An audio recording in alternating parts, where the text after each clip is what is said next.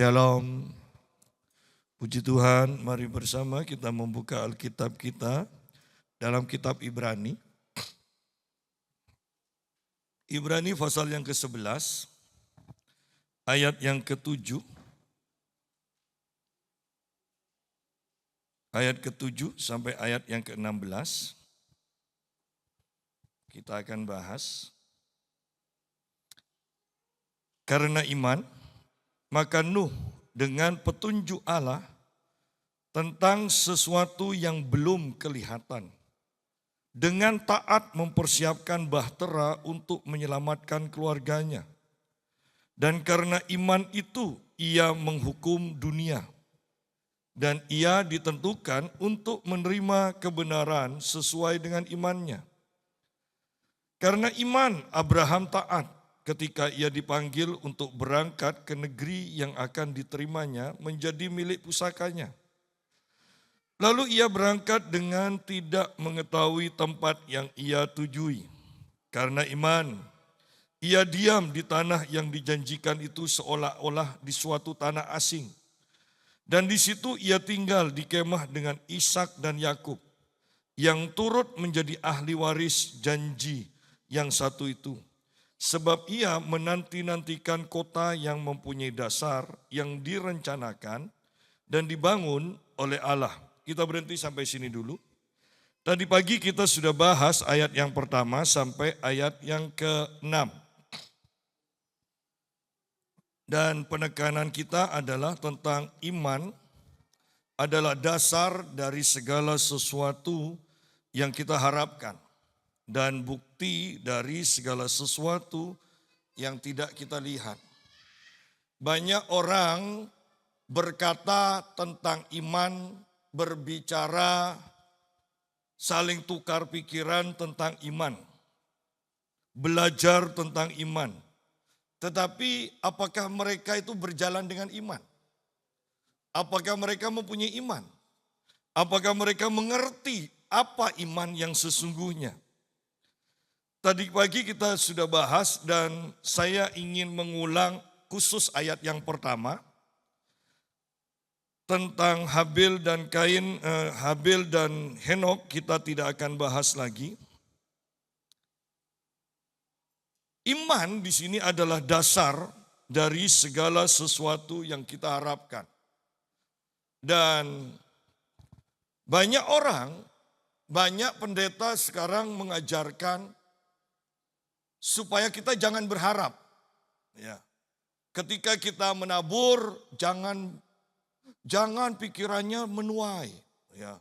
Jangan pikirannya mendapat lebih nanti. Tidak bisa. Bahwa setiap orang itu tidak akan bisa lepas dari pengharapan. Ya. Setiap orang pasti mempunyai pengharapan. Anak sekolah berharap untuk bisa menjadi ranking 1. Ya. Anak sekolah berharap untuk naik kelas. Ya. Dan orang menikah berharap punya anak. Orang pacaran berharap untuk bisa menikahi pacarnya. Semuanya kan berharap. Saya herannya orang-orang Kristen, beberapa pendeta, itu menjadi pendeta yang aneh. Kalau nabur, jangan berharap untuk nuai, ini kan repot. Mana ada petani itu asal nabur dan sekali tidak punya pengharapan untuk menuai, untuk menikmati hasilnya, untuk menghasilkan. Bagaimana ada petani yang seperti itu? Ya. Dan ketika kita berbicara, ketika Yesus berbicara tentang menabur, itu dia membawa pikiran kita kepada kehidupan seorang petani. Sehingga kita akan mudah mengerti bahwa ketika kita menabur, kita berharap untuk menuai lebih banyak dari apa yang kita tabur. Ya. Nah, di sini iman di sini dikatakan adalah dasar dari segala sesuatu yang kita harapkan. Kitab Roma pasal 5 mengatakan pengharapan itu tidak akan mengecewakan. Pak, tapi kan banyak pengharapan yang tidak terjadi, tidak terkabul. Oh iya, karena pengharapan mereka tidak punya dasar. Ya. Di sini dikatakan iman adalah dasar dari segala sesuatu yang kita harapkan. Pengharapan kita dasarnya apa? Dasarnya benar apa enggak? Dasarnya kokoh atau enggak? Dasarnya kuat atau tidak? Dan yang paling kokoh itu adalah firman Tuhan. Karena kitab Mazmur mengatakan firman-Mu tetap kokoh di surga. Tetap kokoh di surga. Ya. Itu yang kitab Mazmur katakan. Jadi ketika yang sakit, jangan sampai ada pengajaran kalau sakit jangan berharap sembuh. Tidak laku semua dokter nanti. Ya. Kan kita punya pengharapan ketika kita sakit, kita ingin sembuh. Ketika kita lemah, kita berharap untuk menjadi kuat. Ketika kita miskin, kekurangan uang, kita berharap untuk mendapatkan uang lebih banyak, hidup cukup, hidup berkelimpahan bahkan. Itu pengharapan. Ya. Ketika rumah tangga kita menjadi kacau, kita berharap satu saat nanti ini akan dipulihkan dan menjadi keluarga yang rukun, penuh dengan cinta. Kan seperti itu. Dasarnya tapi yang menjadi pertanyaan, dasarnya apa? Kalau hanya ikut seminar, percuma. Anda harus punya dasar yang kuat. Dasarnya yaitu firman Tuhan. Ketika kita sakit, kita berharap untuk sembuh. Dasarnya apa? Yesus menanggung segala penyakit kita.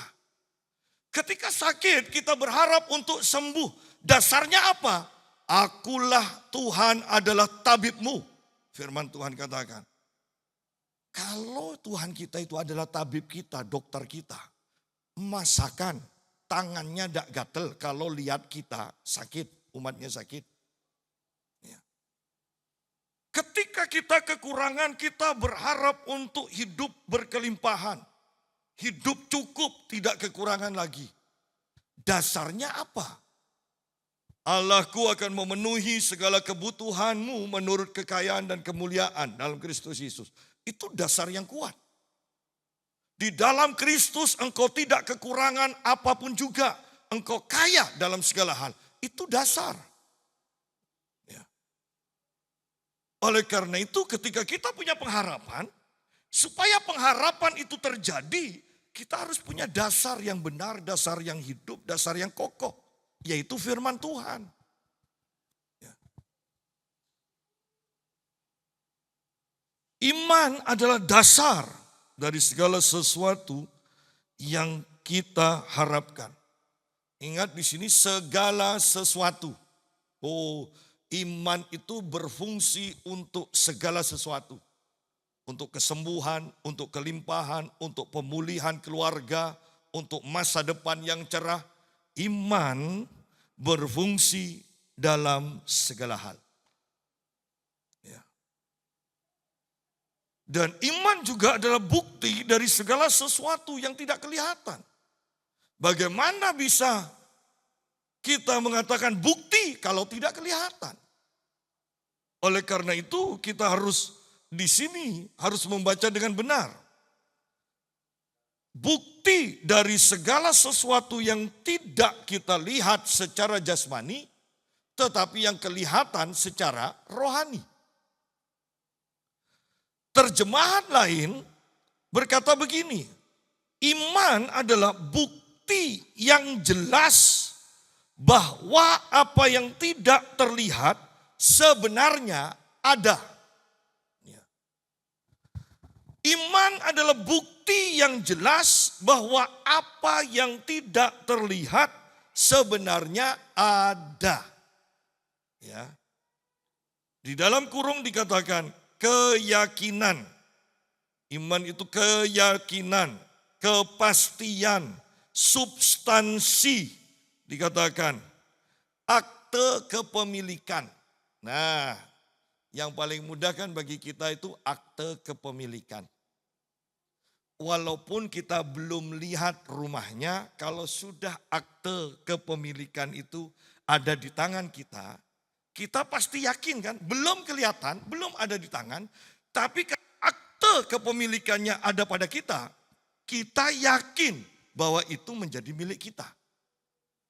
Nah demikian pula iman, bahwa ketika engkau bisa melihat apa yang tidak kelihatan itu, maka engkau akan menerima itu menjadi kelihatan di tanganmu nantinya. Kursi ini awalnya tidak kelihatan. Kursi ini awalnya ada di dalam pikiran dari orang yang menciptakan kursi ini. Suramadu awalnya tidak kelihatan, itu ada di dalam pikiran. Kapan suramadu itu ada? Ketika masih dalam pikiran, walaupun orang lain belum lihat, itu sudah ada sebenarnya. Baru nanti terjadi di alam nyata. Nah demikian pula iman.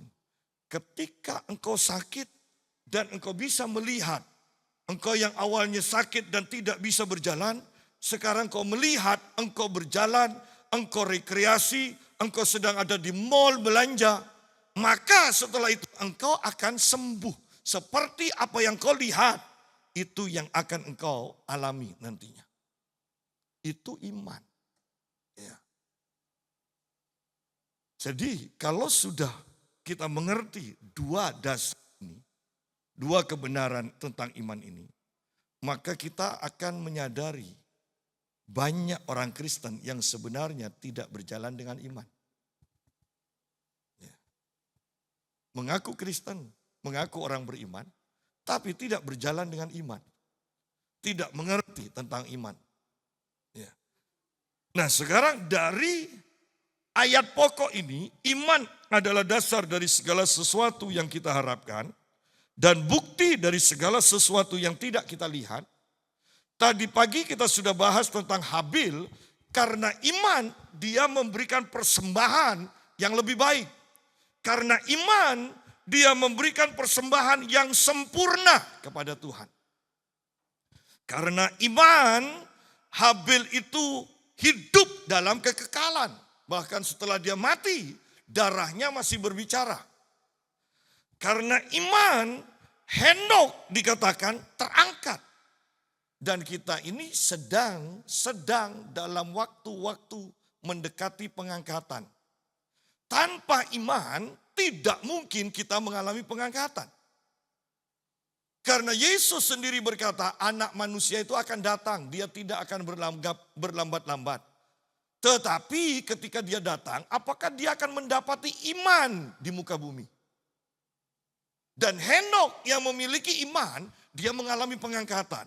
Dan kita yang memiliki iman, kita pun akan segera mengalami pengangkatan.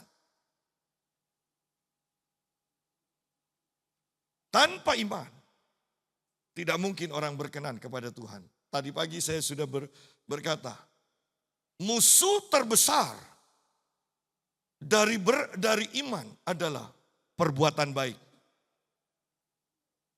Orang yang merasa dirinya baik, orang yang merasa dirinya lebih baik daripada orang Kristen, ya, walaupun tidak ke gereja, aku lebih baik, aku lebih baik. Dengan kebaikannya, orang itu tidak akan pernah bisa berkenan kepada Tuhan. Artinya, sekalipun engkau baik, tanpa engkau dapat perkenanan Tuhan, engkau tidak bisa masuk ke surga. Dan orang yang merasa dirinya baik, tidak akan ke gereja. Tidak akan sungguh-sungguh di gereja. Padahal ini adalah, oleh karena itu saya katakan, ini adalah musuh terbesar dari iman. Ya. Merasa diri baik. Karena yang berkenan kepada Tuhan, Tuhan hanya melihat iman. Ya. Nah, sekarang kita akan lanjutkan. Itu selintas yang kita bahas tadi pagi. Karena iman, maka Nuh dengan petunjuk Allah tentang sesuatu yang belum kelihatan, dengan taat mempersiapkan bahtera untuk menyelamatkan keluarganya. Anda perhatikan di sini bahwa dikatakan karena iman, Nuh itu taat. Dan ini ketaatan yang tidak mudah. Dikatakan karena iman, maka Nuh dengan petunjuk Allah tentang sesuatu yang belum kelihatan, bahkan yang belum pernah terjadi, dia disuruh mempersiapkan untuk sesuatu untuk mengatasi sesuatu yang belum pernah terjadi, belum kelihatan juga. Apa yang belum pernah terjadi? Hujan. Jadi dari awal penciptaan sampai zaman Nuh, itu tidak pernah ada hujan. Bumi itu hanya menjadi basah hanya karena embun, bukan karena hujan. Jadi bayangkan ketika Nuh disuruh mempersiapkan bahtera, karena nanti Tuhan memperlihatkan akan ada hujan, sehingga air ini akan menjadi naik dan menghancurkan bumi dan segala isinya. Itu kan sesuatu yang tidak bisa ditangkap oleh Nuh. Ya. Bayangkan Anda mendapat perintah untuk melakukan sesuatu yang Anda tidak mengerti. Dan kemungkinan besar itu tidak pernah ada. Ya kan? Itu tidak pernah ada karena memang belum pernah ada. Oh enggak Pak, saya taat. Puji Tuhan. Tetapi Anda sedang melakukan sesuatu demi persiapan akan hal yang belum pernah terjadi, belum pernah Anda lihat, belum pernah dialami. Dan Anda katakan, oh saya akan taat, puji Tuhan. Tetapi sungguh-sungguhkah engkau bisa taat dari awal sampai akhir? Itu 120 tahun. 120 tahunnya zaman dulu lagi. Bukan zaman kita. Kalau zaman kita kan main HP, main TikTok, main YouTube. Loh kok sudah baterainya habis? Kan gitu. 120 tahun. Taat dalam sesuatu yang tidak diketahui. Tidak pernah terjadi. Dan bagaimana itu apakah terjadi atau tidak? Tidak tahu dengan jelas.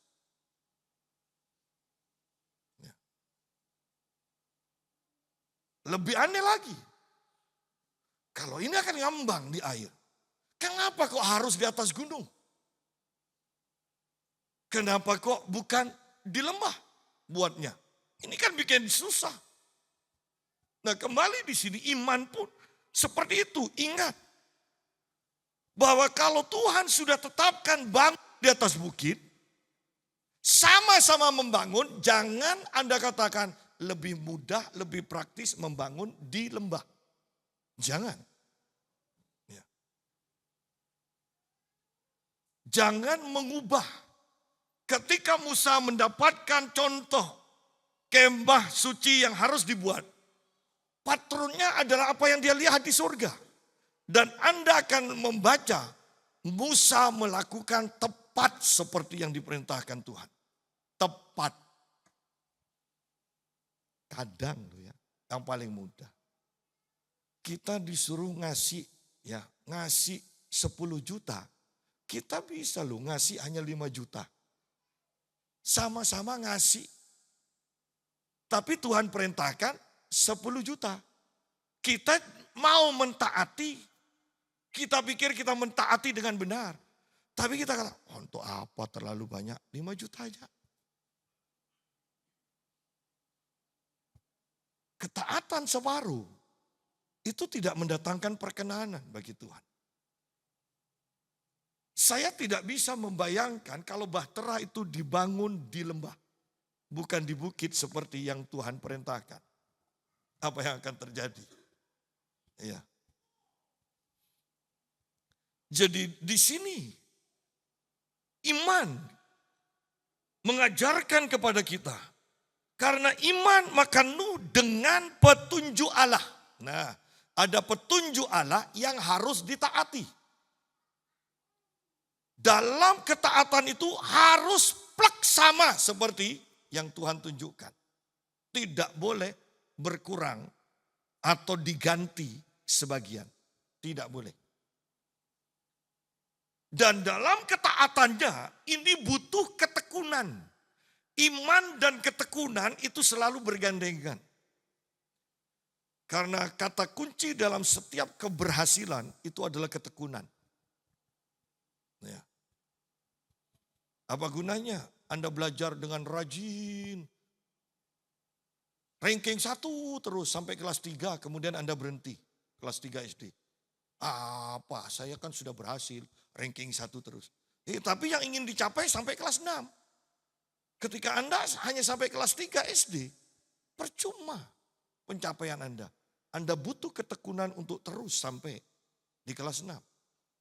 Demikian selanjutnya. Ya.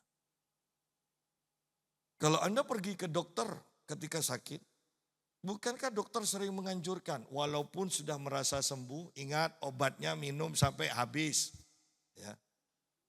Seringkali namanya orang Indonesia kan, kalau enggak pantas sepertinya, bukan orang Indonesia. Kalau kita mentaati sungguh-sungguh. Kalau melanggar tuh bangga. Suruh 4 hari minum obat. Alah, 3 hari aja lah. Ya kan? Suruh beli obat di apotek. Harganya segini, separuh aja. Dan separuh sudah merasa sembuh, enggak dibeli, itu sudah separuhnya. Nanti ketika kumat lagi bingung. Ya kan? Nah, kembali kepada pembahasan kita. Ayo, ketaatan yang dituntut dalam iman adalah ketaatan yang sepenuhnya, bukan separuh.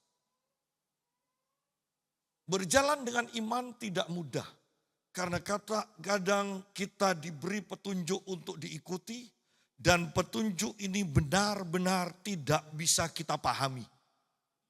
Untuk apa saya melakukan ini? Tetapi harus dilakukan, itu iman. Bayangkan bangsa Israel yang mengelilingi Yeriko hari pertama 1 kali. Hari kedua 1 kali. Terus sampai hari ke-6 1 kali. Hari yang ke-7 baru diputari 7 kali. Kenapa kok tidak dibagi daripada hari ke-7 7 kali? Sudahlah bagi rata lebih enak. 2 kali aja. Iya kan? Kan kita bisa aja berpikir seperti itu. Lebih gampang, tidak terlalu capek. Kemudian, untuk apa kita ini mau perang? Berhadap-hadapan, bukan lari. Ya, untuk mengelilingi, bukan lomba lari mengelilingi Yeriko, bukan. Nah, yang saya mau tekankan, bukankah ini petunjuk Tuhan yang tidak dipahami, yang tidak masuk akal? Orang yang bergerak dengan iman seringkali akan melakukan hal-hal yang tidak bisa dipahami bukan hanya oleh kita, terlebih oleh orang-orang di sekeliling kita. Kalau kita mentaati sepenuhnya, orang di sekeliling kita akan mengatakan, kita fanatik, kita gila. Apakah Anda mau tetap melakukannya ketika orang sudah mencap kita gila, bodoh? Apakah kita mau tetap berjalan dalam iman? Iman itu tidak mudah. Iman tidak mudah. Kalau Anda masih berjalan dalam segala sesuatu bisa dipahami oleh orang-orang di sekitar Anda, jangan-jangan Anda belum bergerak dengan iman. Siapa yang bisa mengerti Nuh pada waktu itu? Untuk apa buat bahtera? Orang tidak pernah ada hujan, tidak pernah ada banjir. Hanya ada embun pagi hari. Untuk apa? Ketika orang-orang sedang melakukan aktivitasnya, bekerja segala macam. Nuh sibuk sendiri membangun bahtera. Apa tidak diketawai? Nah, ketika kita diketawai, apakah kita masih mau tekun untuk terus taat kepada Tuhan? 120 tahun.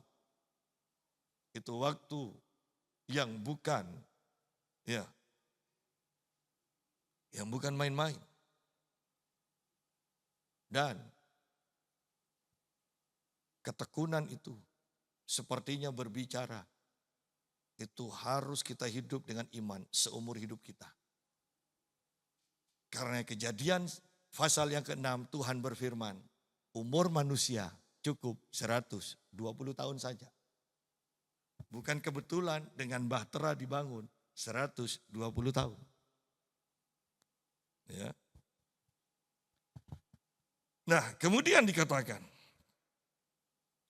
dengan ketaatan itu, dengan iman, supaya bisa gampang dimengerti, dengan iman itu,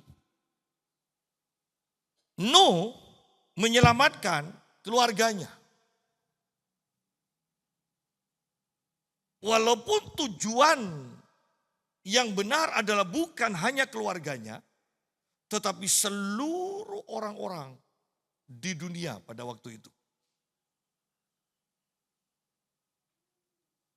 Nuh menyelamatkan keluarganya. Alkitab katakan, satu orang diselamatkan, maka seluruh keluarganya akan diselamatkan.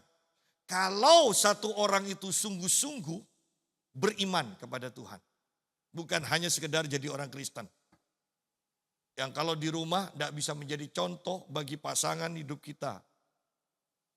Bagaimana kehidupan orang beriman. Ya.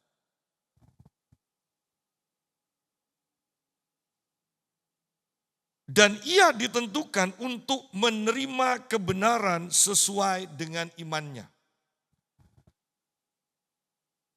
Dari pihak Nuh, dia menerima kebenaran. Dikatakan menerima kebenaran sesuai dengan imannya. Bandingkan dengan 2 Korintus 10 ayat yang ke-6.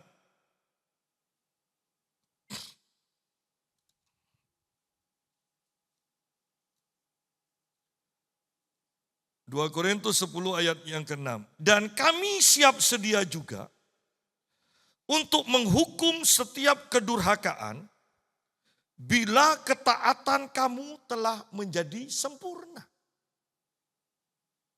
Ketika ketaatan Nuh itu sempurna, artinya bahtera itu sudah sempurna.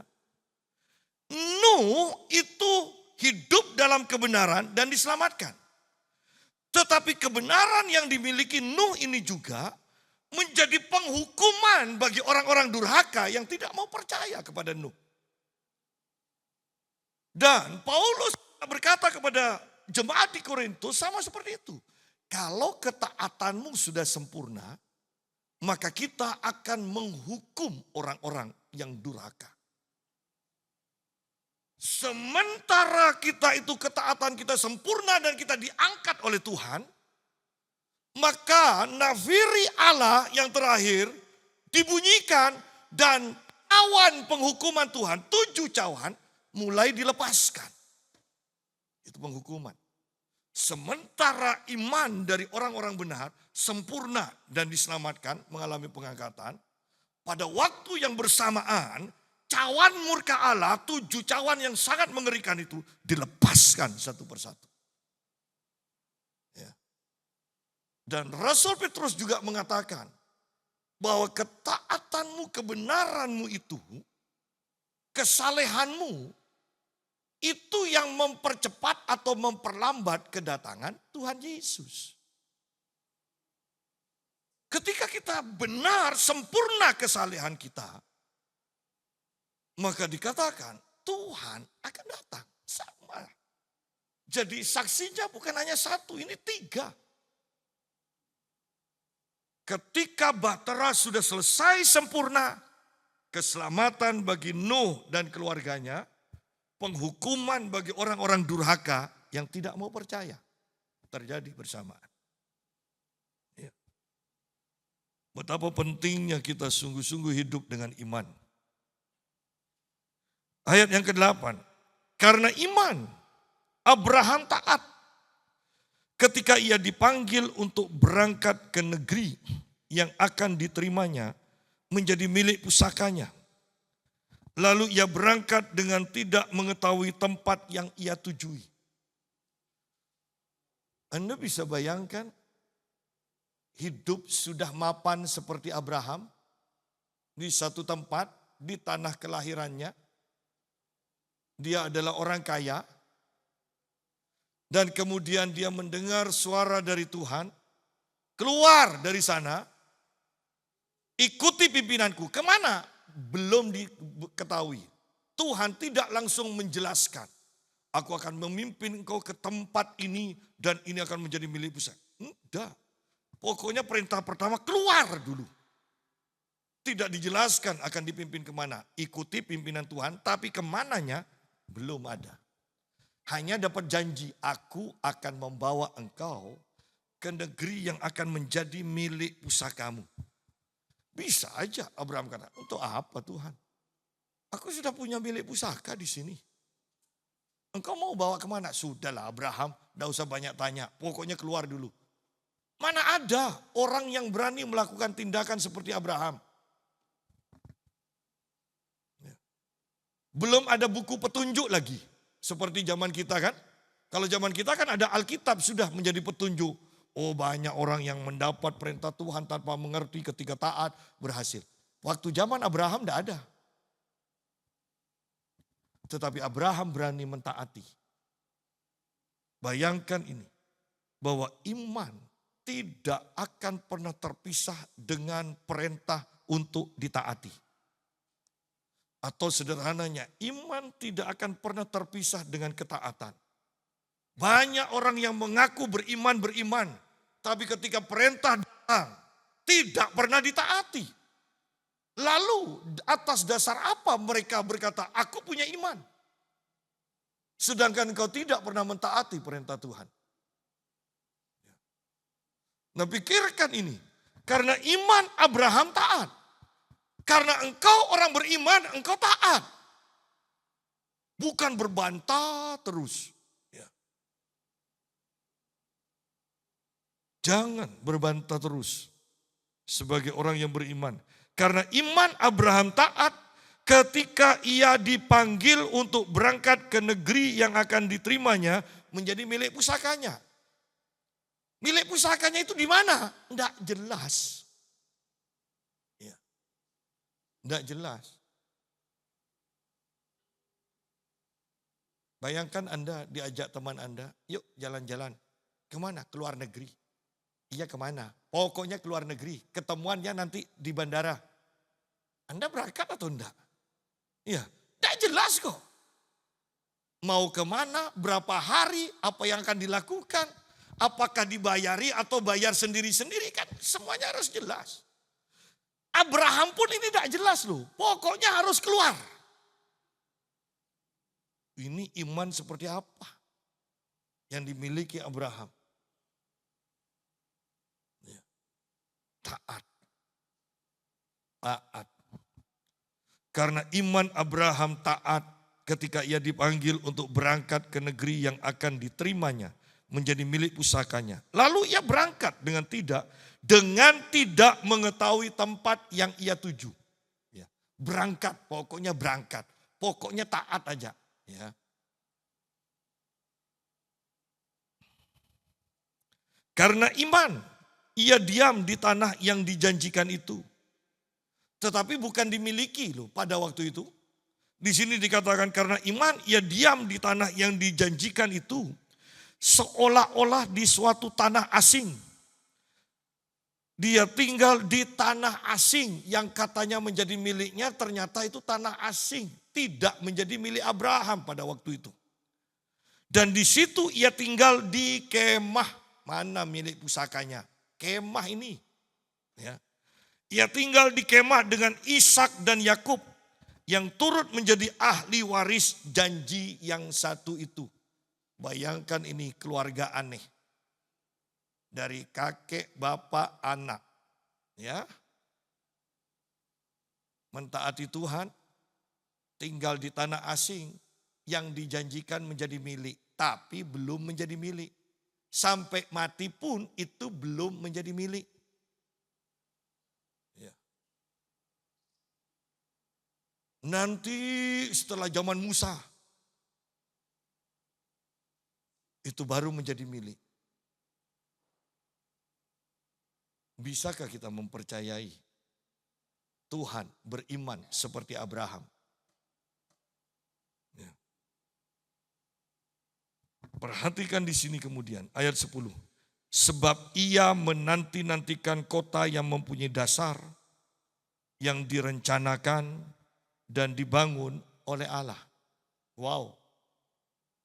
Sekalipun dia tinggal sebagai orang asing, di dalam hati, di dalam pikirannya, tetap ada pikiran bahwa aku akan menerima milik pusaka yang dibangun Allah sendiri. Wow, itu luar biasa. Dia terus dipenuhi dengan iman. Dia terus menanti-nantikan, dikatakan sebab ia menanti-nantikan kota. Menanti-nantikan kota, berarti itu belum terjadi. Tapi terus menanti-nantikan. Sampai mati. Itu tidak dimiliki loh. Yuk kita lompat dulu.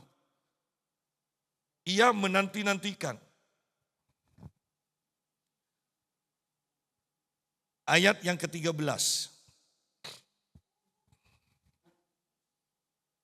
Dalam iman, mereka semua ini, Abraham, ya,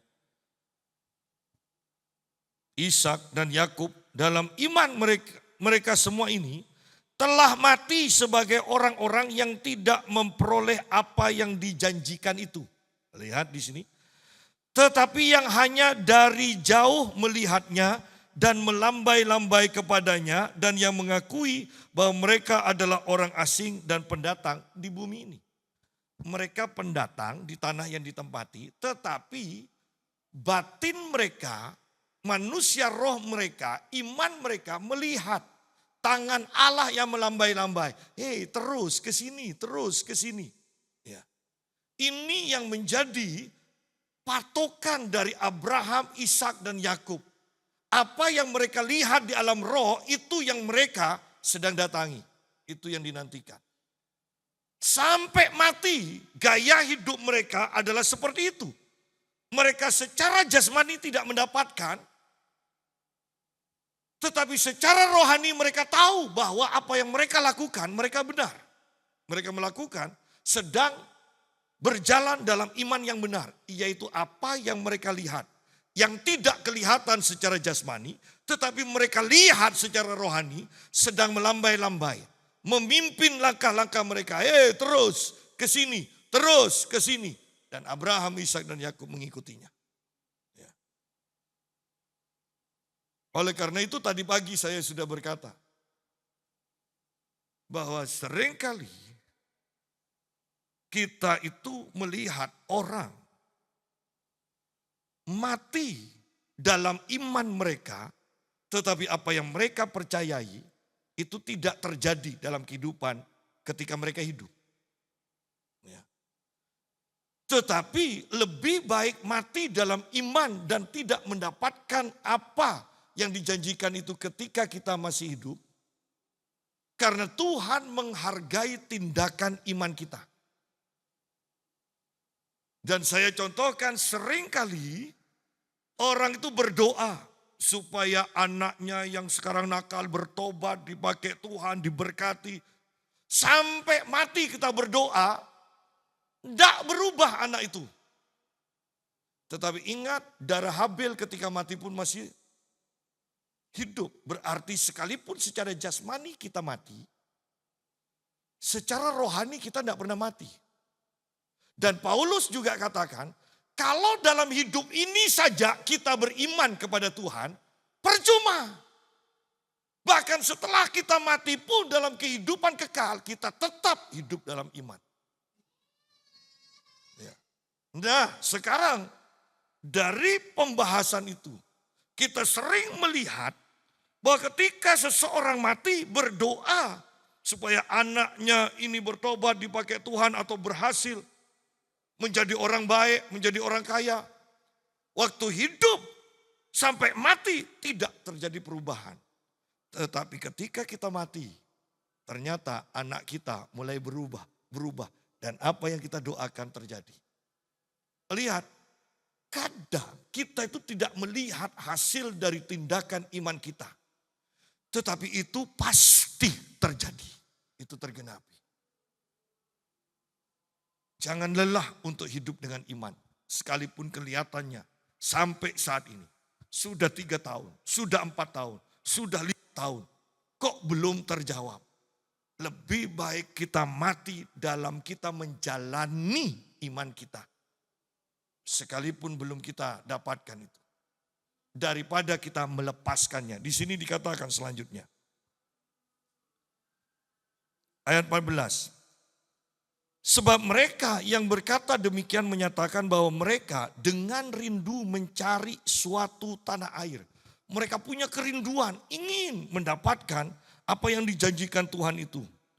Dan kalau sekiranya dalam hal itu mereka ingat akan tanah asal yang telah mereka tinggalkan. Nah, ketika mereka berjalan, mereka tidak mendapatkan apa atau belum mendapatkan apa yang dijanjikan itu.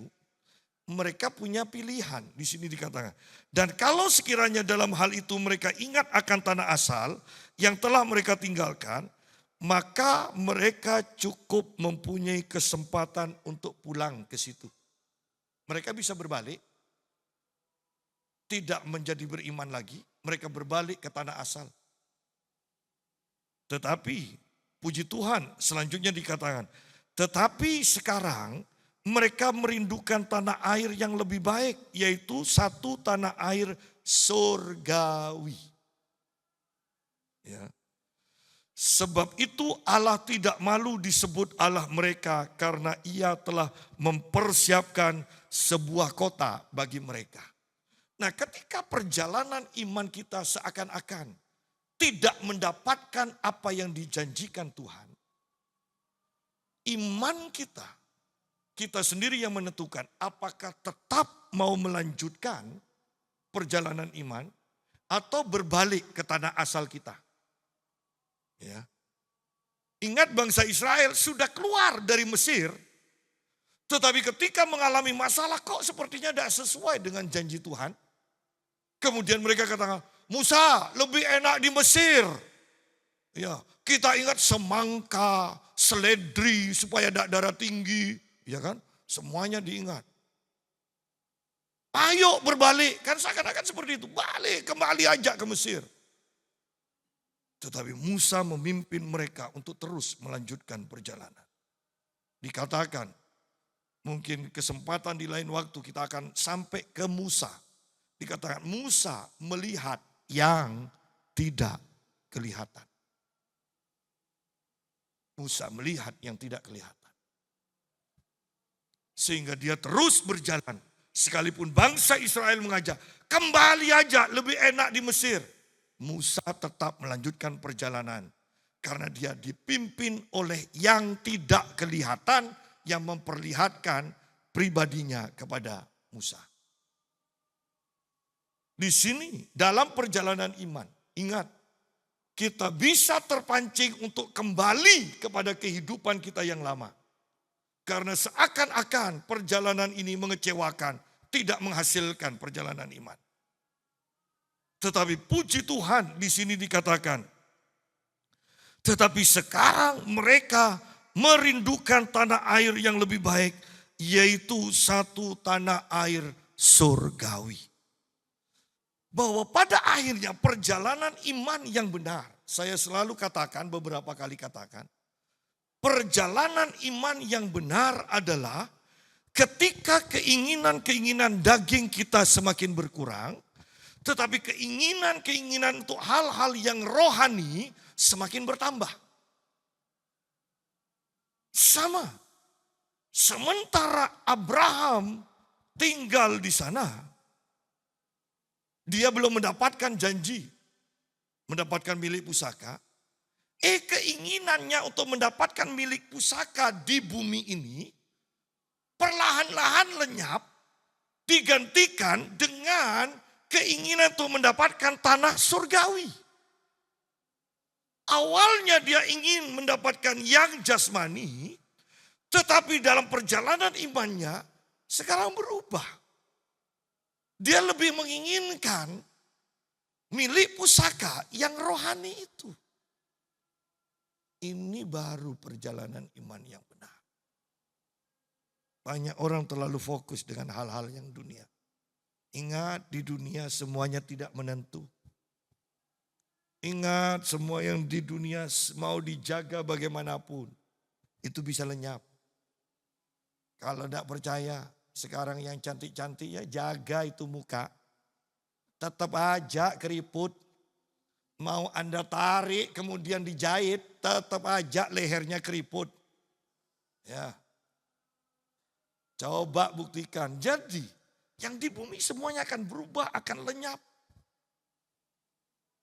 Mengapa kita tidak mulai beralih sedikit demi sedikit? Yang ini sudah diganti dengan yang rohani. Yang ini sekarang sudah ganti dengan yang rohani lagi. Sehingga dikatakan Allah tidak malu disebut Allah mereka karena ia telah mempersiapkan sebuah kota yang kekal. Saya mau tambahkan supaya bisa dimengerti. Kota yang kekal bagi mereka. Yuk bandingkan sekarang. Berandai-andai. Kalau Tuhan Allah kita diperkenalkan. Hai Allah, apakah engkau kenal pada si A ini? Kira-kira Allah dengan bangga atau malu? Ketika itu adalah kita, si A itu. Apakah Allah akan mengatakan, oh iya itu anakku yang aku kasih, aku berkenan padamu. Ataukah Allah akan mengatakan, siapa ya? Kelihatannya aku dulu pernah memerintah ini dan dia kemudian melarikan diri. Apakah itu yang akan dikatakan Tuhan? Dan Tuhan katakan, enggak, aku tidak kenal. Aku tidak kenal.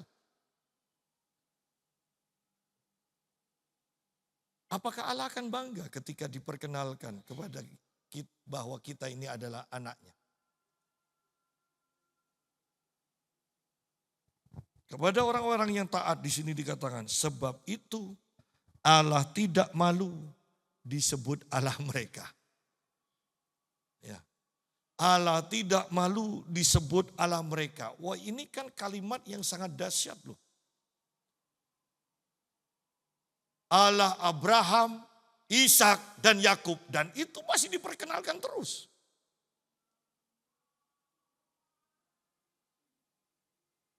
Anda bisa sebutkan nama Anda. Dan Anda katakan Allah A, Allah B, Allah C. Sebutkan nama jemaat. Dan Allah tidak malu. Wah, itu dahsyat. Allahnya Yusa. Wah, itu kan dahsyat. Jangan sampai Allah kata, enggak, aku bukan Allahnya Yusa. Anda berandai-andai dengan kehidupan Anda. Ketika kau memperkenalkan Allahku, bagaimana Allah? Apakah Allah akan mengatakan, ya benar, aku adalah Allahnya. Ataukah Allah akan mengatakan, enggak, aku bukan Allah mereka. Oh, ini pernyataan yang sangat luar biasa, sangat luar biasa. Anda harus berhati-hati. Kembali kepada ayat yang ke-11. Karena iman ia juga dan Sarah beroleh kekuatan untuk menurunkan anak cucu. Walaupun usianya sudah lewat. Karena ia menganggap dia yang memberikan janji itu setia. Itulah sebabnya maka dari satu orang, malahan orang yang telah mati pucuk, artinya yang sudah tidak mungkin mempunyai keturunan. Terpancar keturunan besar seperti bintang di langit dan seperti pasir di tepi laut yang tidak terhitung banyaknya.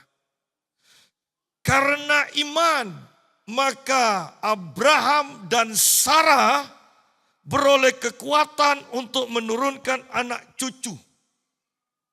Karena iman, maka Abraham dan Sarah mengatasi kemustahilan untuk mempunyai keturunan.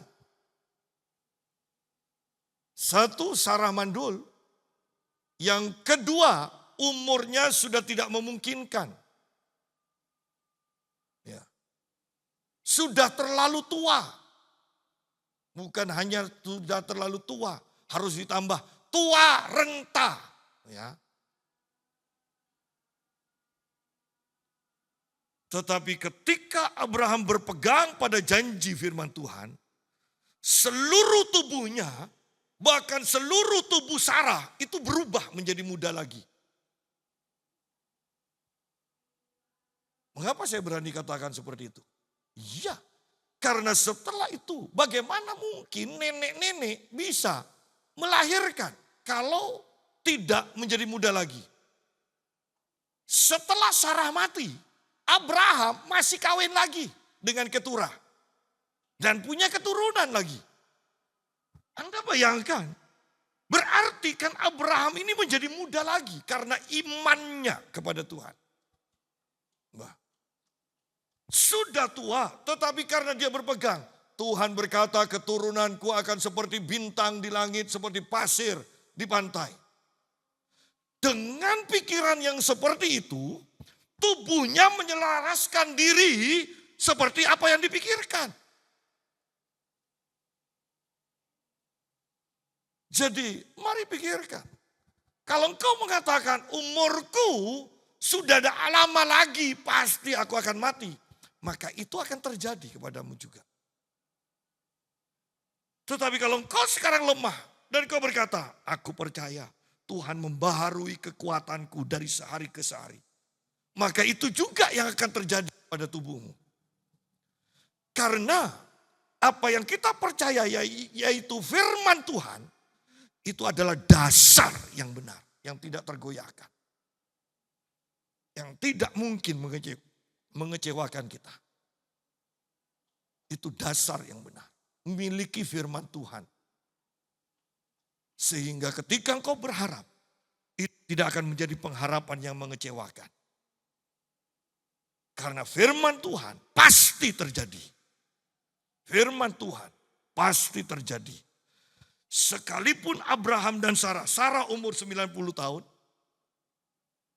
sudah tidak mens lagi, tidak ada kemungkinan, apalagi dia sudah mandul sejak mudanya, tidak ada kemungkinan untuk bisa punya anak. Ya. Bayangkan kalau bukan karena mujizat dari iman. Nenek-nenek umur 90 tahun dan kakek-kakek umur 100 tahun,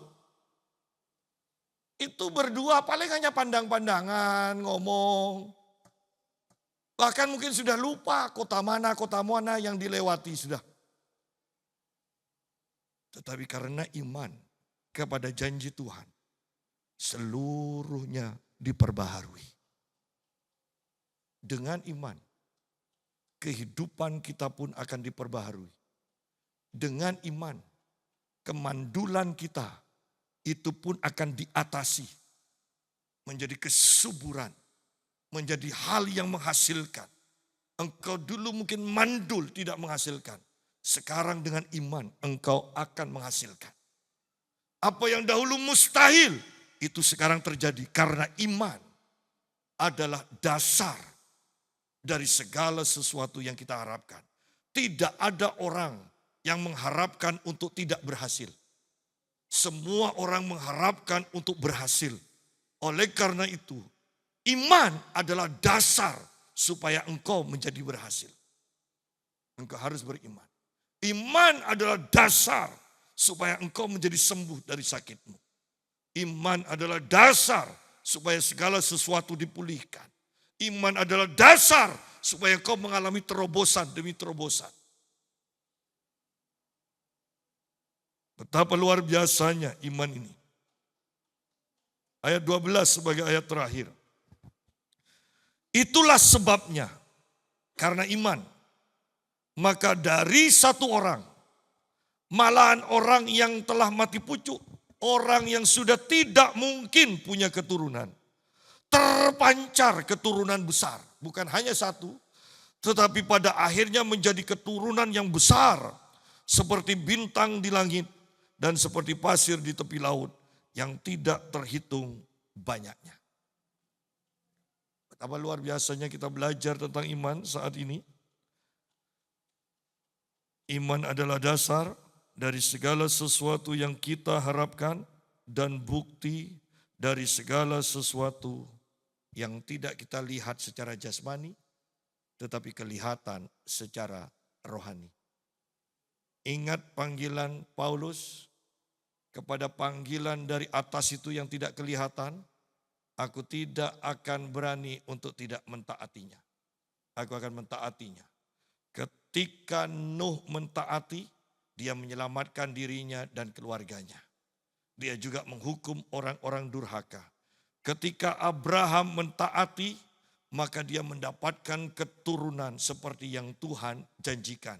Dia mengatasi segala kemustahilan dan bergerak dalam alam supranatural. Tuhan memberkati kita semua. Haleluya.